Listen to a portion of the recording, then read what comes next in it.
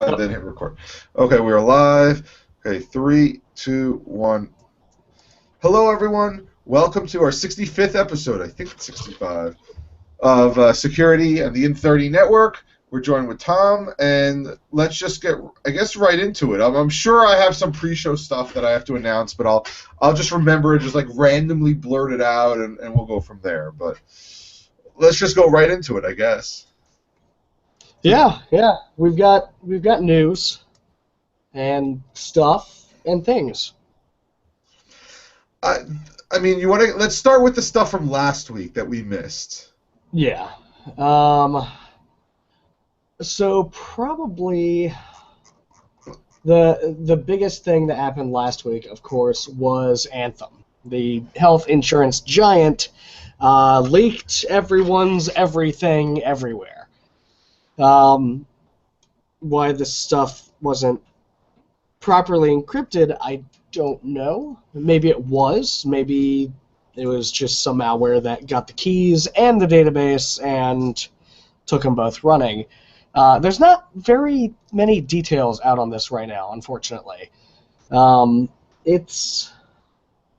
be interesting if we ever get wind of what actually happened. But right now, just know that if you are or were an Anthem customer, your information is probably leaked out somewhere. And I think Anthem, I think that includes your social security number.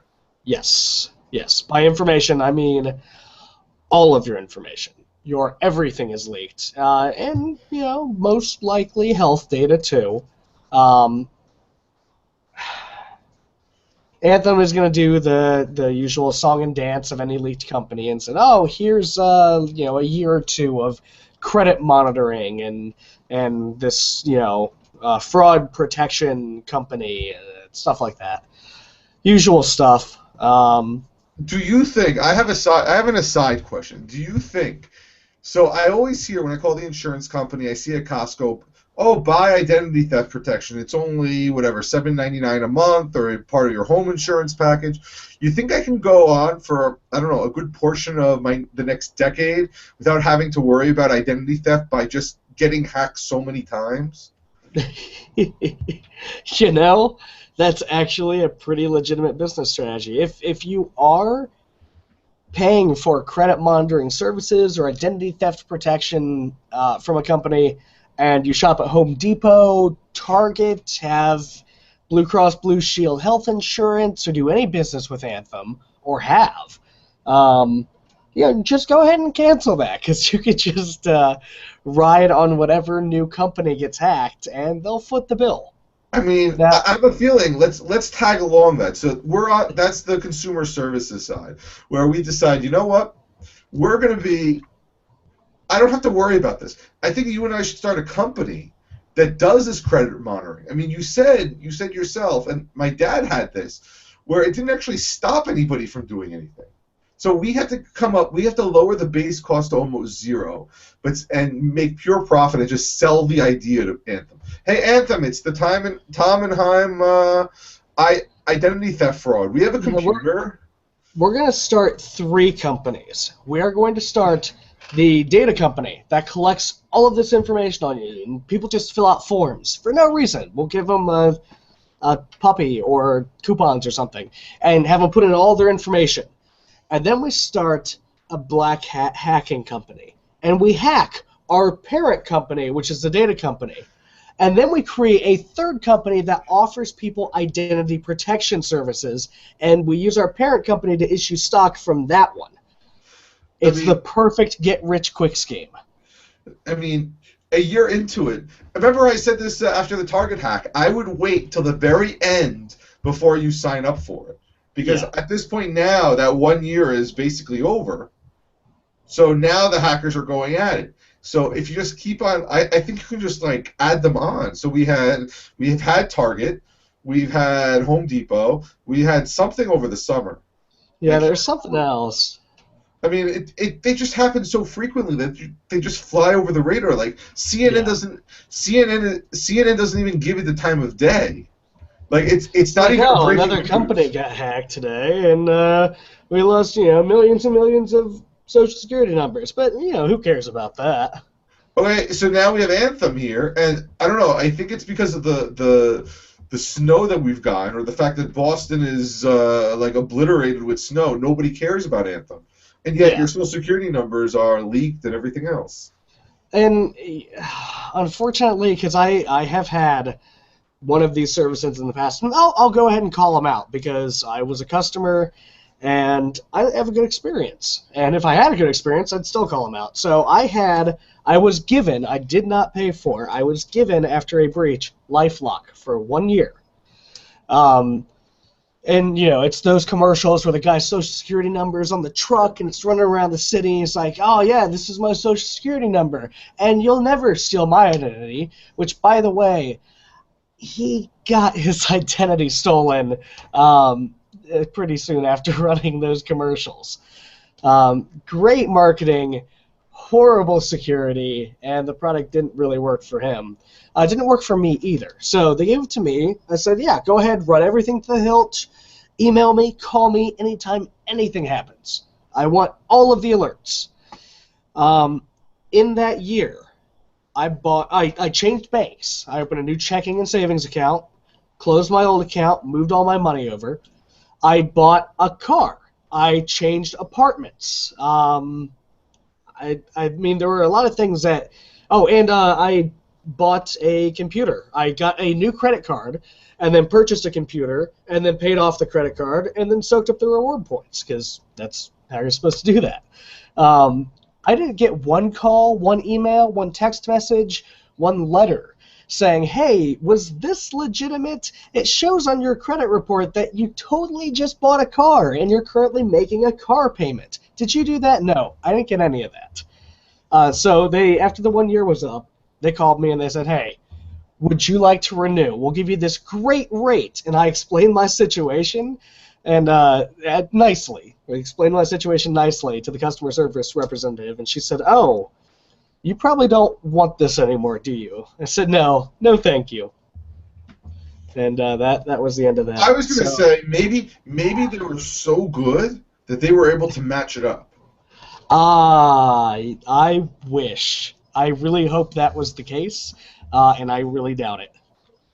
I mean, that was my initial impression, but then you explained it, and a good CSR rep would say, yeah, that's like the awesome sauce that we have. We have a patented 3-step, super secure, government-grade technique that prevents these things from happening. So we didn't want to alert you for any of this.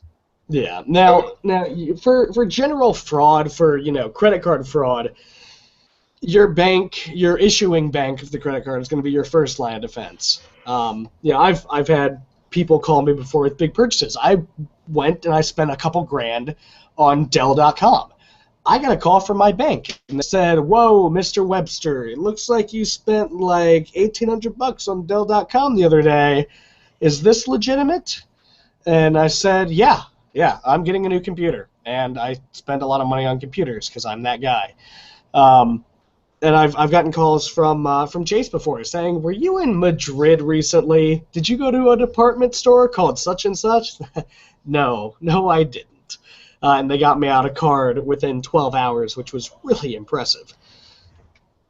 But for identity theft, this stuff is, if you're getting it for free, go ahead and turn it on, fill out the small amount of paperwork.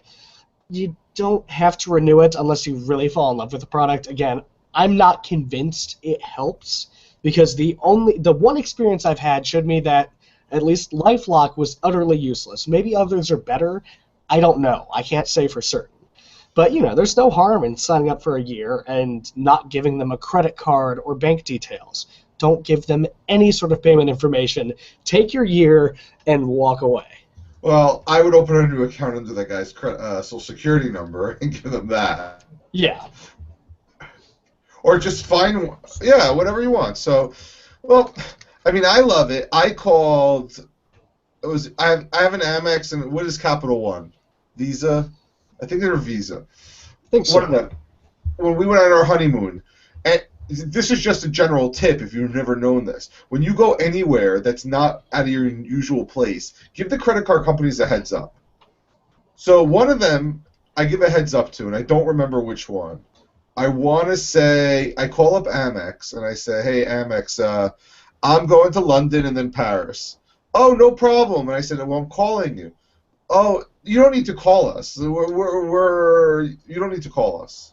I said, are you sure? Can you just do me a favor? Just write it down in your notes. Just please, I beg you, just write it down in your notes because I know it's going to happen. I called the other You're going one. to be trying to pay for that nice dinner in the middle of Paris, and the guy's going to come back and, sir, your card has been declined. Yeah, I mean, well, that's exactly what happened. It wasn't in Paris. It was in London, and yes, but I think and it was the Amex card that was declined. And so I had to pay with the Capital One. I called Capital One, and they're like, okay, exactly. When are you going to be there? When are you going to Paris? I'm going to Paris on Tuesday. When? I don't know. Sometime we're leaving sometime in the morning, and we're arriving sometime in the afternoon. Can you be a little more specific? No, I really can't. It's when the train picks us up, and then there's 3 hours, and I may buy something, and I don't know what country I'd be in at the time of purchase, and this and that. Well, okay, but just be careful. And it's their job as the credit card company. It is their job to minimize the risk, not only to you. Like, they're not doing this to be nice to you, the card holder. It's not a nice thing that they're doing. It's fraud protection. It's to protect themselves. Because if you call and you say, hey, I was not in Belarus and I did not buy that stuff, the credit card company has to foot the bill. That's what makes credit cards really valuable is we carry them and we're like, oh yeah, I'll just use my credit card, whatever. And we know if it gets misused, it's not coming back on us because Visa and MasterCard, and the other guys, they've got our backs. They're going to protect us. So they want to minimize risks to themselves because they don't want someone running up, a couple $100 in a different country if they don't have the details specific enough. And I know this is not a finance show, but you hear a lot of those finance people say, cut up your credit cards, only use debit, go cash only, all that stuff. And if you can't handle a credit card, then absolutely do that. No questions. I'm not going to say that. But if you're even remotely responsible, you pay the bill off every month, or you're managing it, you know what? Don't use the credit cards for the reward points, but use the credit card because of the fact that there's now a gap between the merchant and you. So the credit card company is footing the bill. So if there was ever a problem, your money is not gone. It's the credit card money. Because they always say, oh, use a debit card. And the problem with the debit card is the money is gone first, and then you have to fight to get it back. And you can't say a month later, oh, fraud, you can't scream this, you can't scream that. The money is gone. And then cash, there's no way to get it back. Yeah. So if you're even remotely responsible, I always tell people, you know what, keep the debit card just in case the Amex gets declined or the Visa or the MasterCard, you have a backup. But use the credit card. And it's you can also take steps, and I've used this before. I said, okay, I had to do this in college because I was a college kid, and I know exactly what college kids do because I was one of them. As a fairly typical college kid, I called my issuing bank and I said, hey, this credit card, I saw you bump the limit to X amount of dollars. Don't do that. Keep it at this. And I had them intentionally set a low limit on this card. So in the absolute worst case, I knew I could pay it off in a single month. And that's really helpful. Well, and exactly. That's the fiscal responsibility thing. But let's move on. We've Anthem, you're screwed. Just be aware. They will send you an email. They will not ask for personal information. They will probably give you a phone number to call to sign up for this credit card monitoring service. Please verify. Google any phone numbers or websites they give you before you click on anything. Be careful of attachments. All the usual stuff.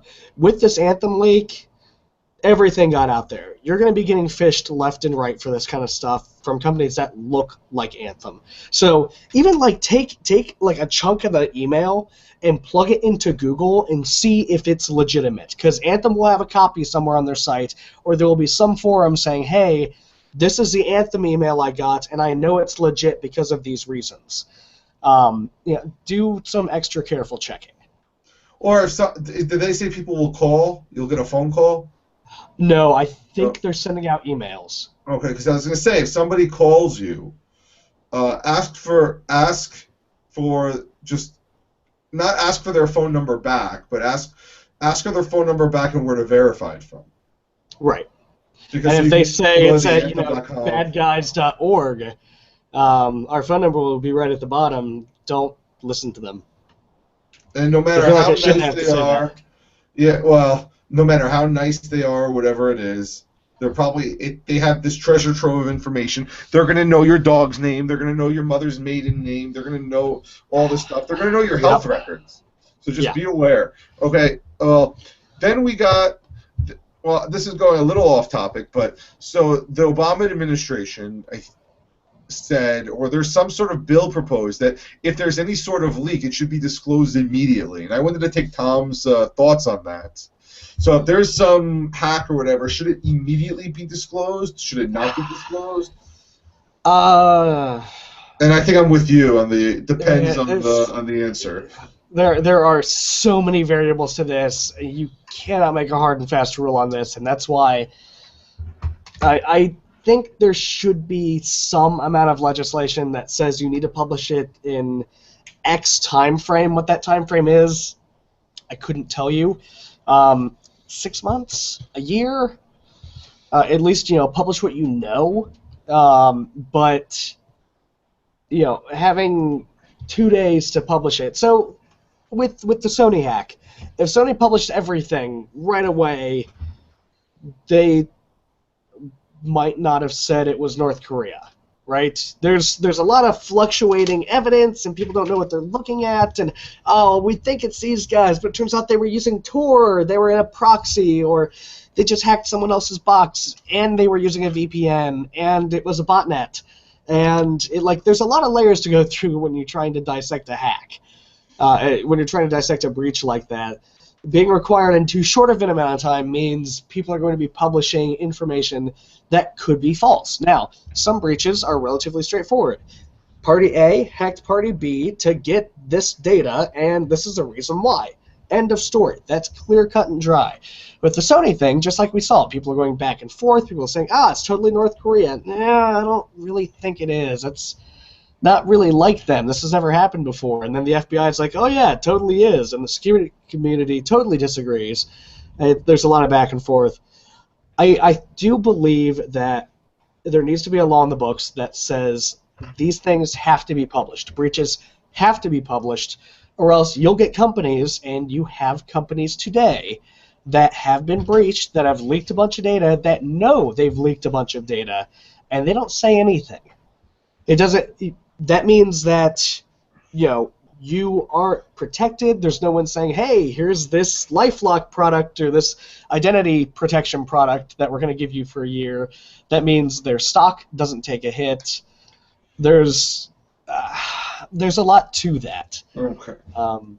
So yeah, I just thought that there was not necessarily clear cut, because you're right. It depends on all these situations and what fiduciary remember, that's publicly traded, their shareholders want, and how damaging and everything is. But we would hope that a company who does get hacked will try their best to alert its customers and not hide it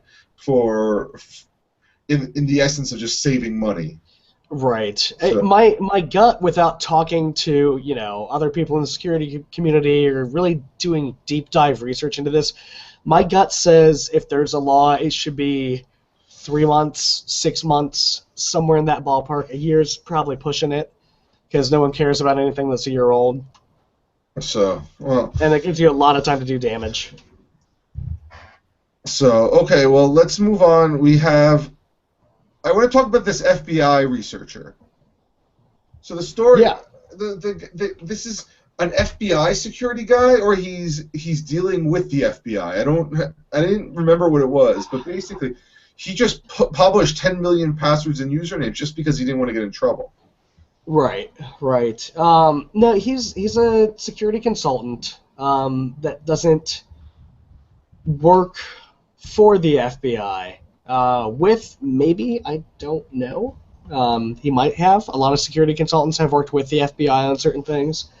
But his specialty is This article says, collecting and researching passwords leaked online.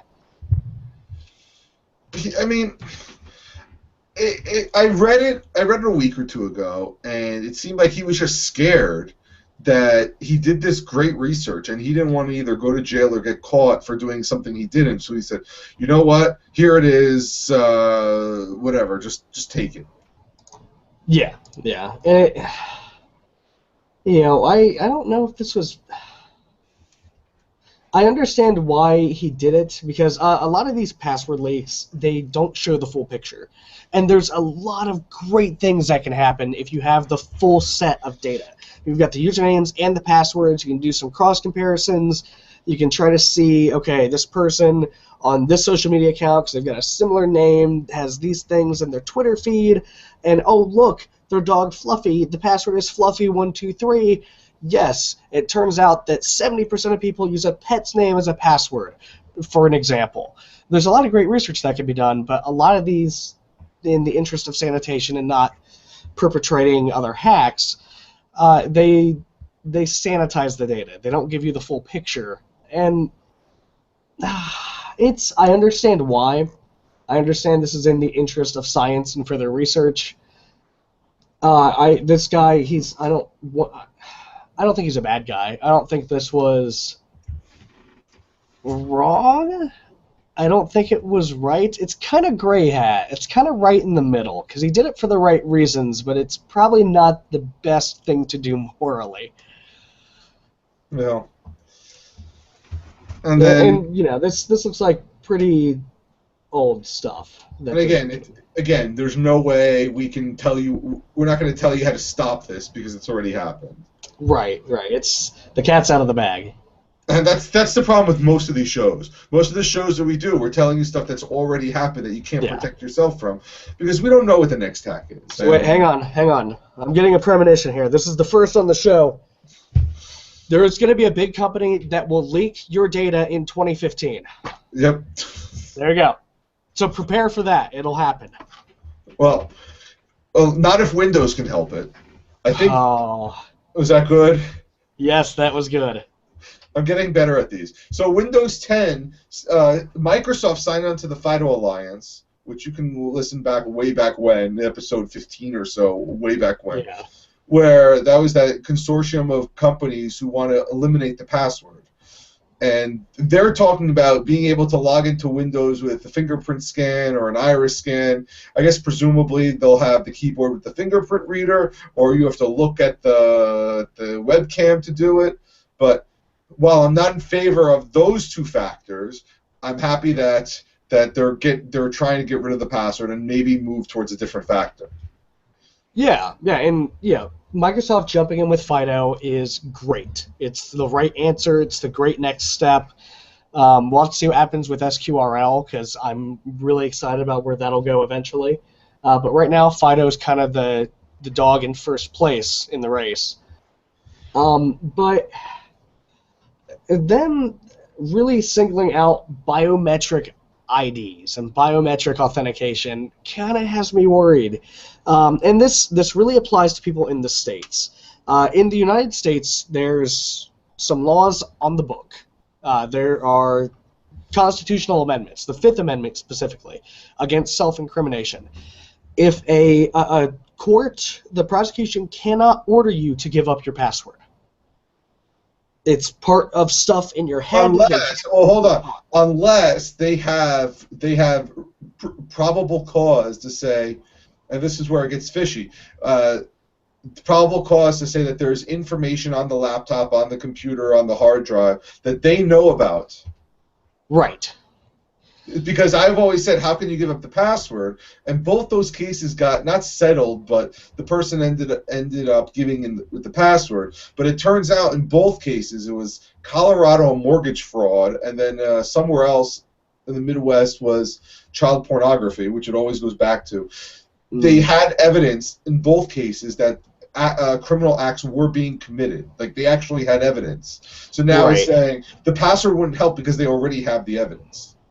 Right. They couldn't, in American courts, they couldn't haul you to jail and say, we think this guy's pirating movies because he watches a lot of movies and then make you give up your password. They actually have to prove that something is happening with that particular device that they can't get into by any other means, and they have to try to get into it by other means. If it's a Windows password, it's not going to protect you. They're going to get right in.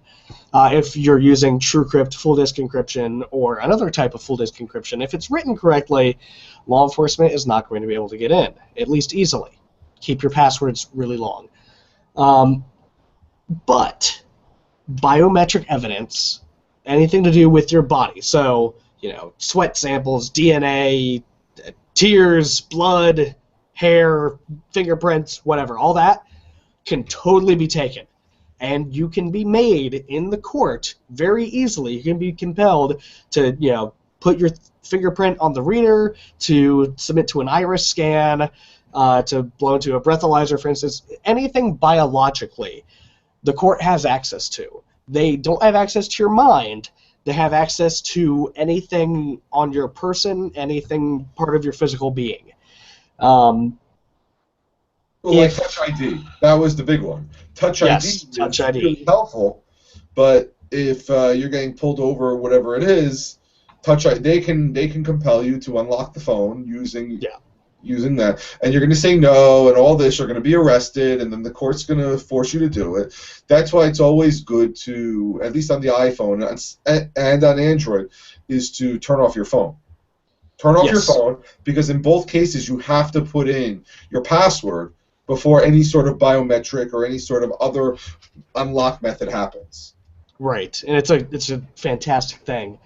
If people are looking at Microsoft's new push and saying, "Oh yeah, well my fingerprint is really secure because no one else has my fingerprint except for the fact that you leave them literally everywhere," it really hurts you in a legal sense. It does. You are not protected in the same way. So as much as I hate to say it, even though the fingerprint's going to be really convenient, or an iris scan, or whatever biometric authenticator they put in, sticking with a password will be better for you legally in the long run. And what I've said is, and what I've always said is, for just not, this is not for security, but more of a convenience thing. You want to protect security, so offer the second factor as the first factor. As in, get your YubiKey or your FIDO Alliance key or whatever it is, or your phone, your authenticator. Make that your only password. If you tell somebody who can't remember anything, you really need to remember something, they're not going to do it. They're always going to forget. It's always going to be monkey or 1, 2, 3, 4, 5, 6. But if they have to stick, I think it's easier to tell someone, you know what, you have to stick this dongle into your computer every single time you want to do something. I have a feeling they're more likely to do that because they don't have to remember anything. They just have to hold something. And if it's something that's constantly on them, then it's more likely to happen. There's only one slightly dangerous thing I can think of. So I've got, wherever my YubiKey went, I've got on my YubiKey the second that I can hold the button and make it generate this random passphrase I put in.